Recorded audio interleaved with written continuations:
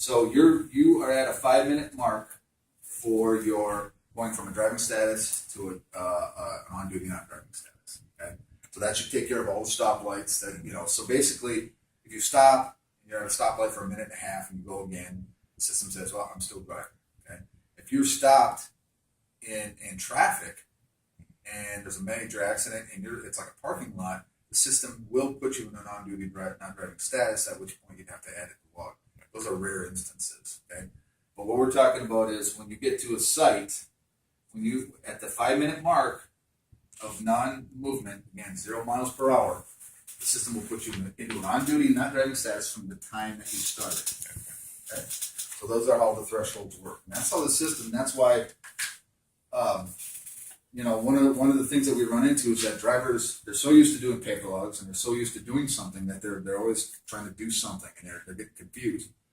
What we always say is just let the system work for you. Just let it work for you. Okay?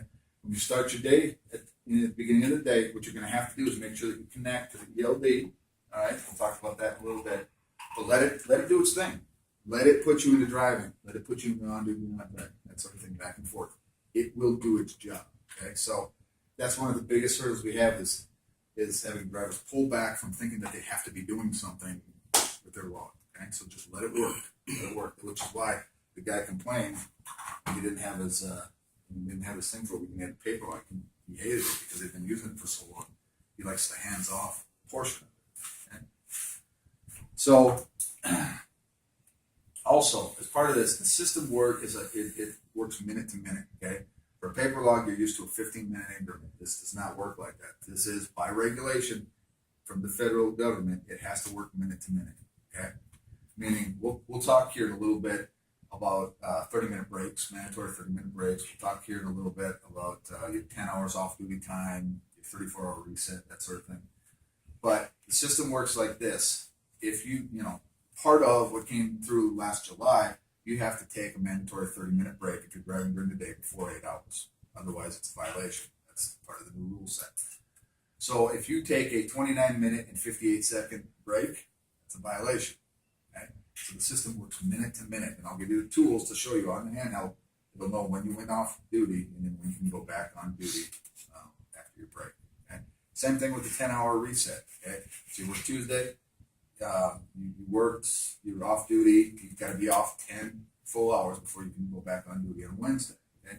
That's 10 hours. That's not 9 hours and 58 minutes. It's 10 full hours. Okay?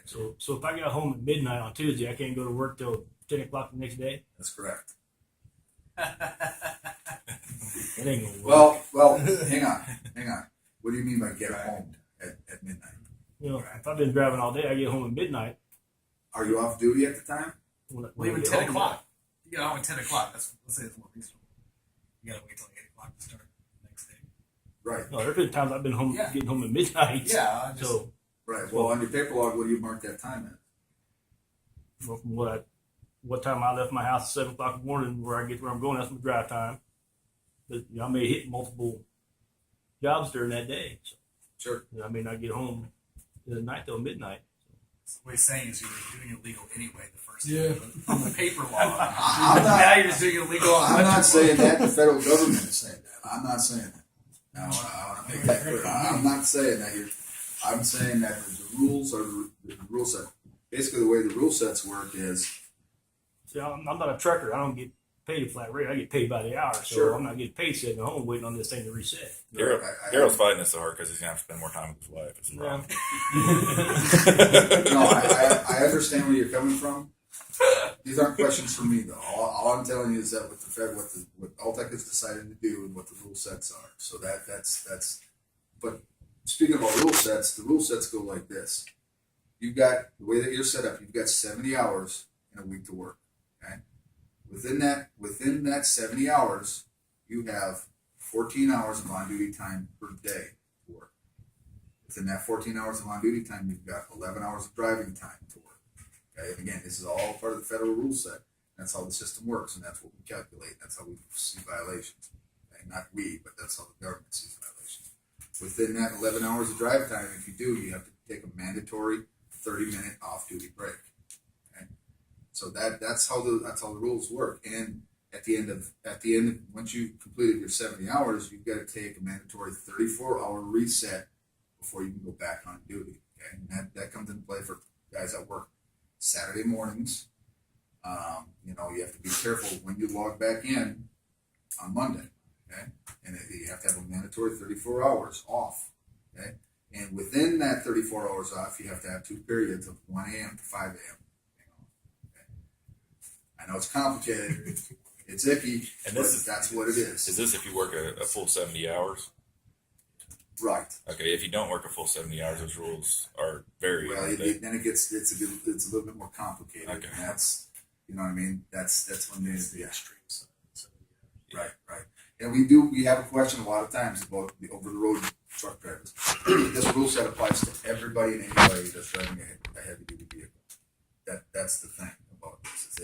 It's not a over the road trucker rule. This is for anybody that has a heavy duty vehicle. Is this 26,001 up, or is it applied to 26,000? 10,000. 10,000 now. 10,000. Okay. So they're lowering it 16,000. 10,000. That's right. Drug testing is 26,000. Okay. So this. So these are logging rules are there for anybody that's driving something over 10,000 pounds or pulling a trailer. I mean, you could have a Ford F-150. If you're pulling a trailer that makes the You're whole over thing 10,000. over 10,000 pounds, you better be logging. Absolutely.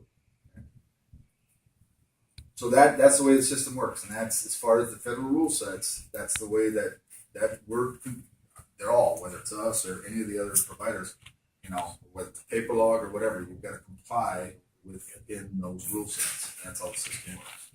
Okay. All right. So does anybody have any questions as to how it works, thresholds, how things are talking to each other, that sort of thing? Anybody? I mean, is there anything that doesn't make any sense?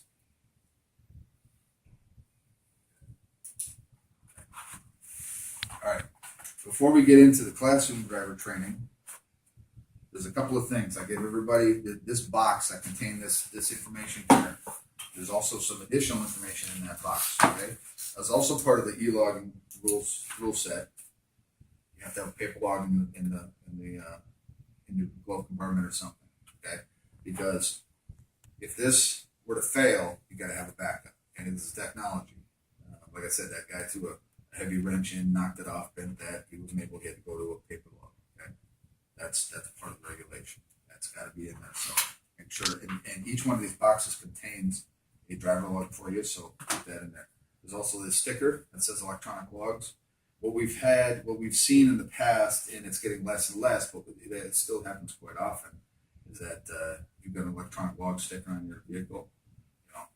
Trooper way beyond by. Go ahead, because honestly, they don't want to deal with it either.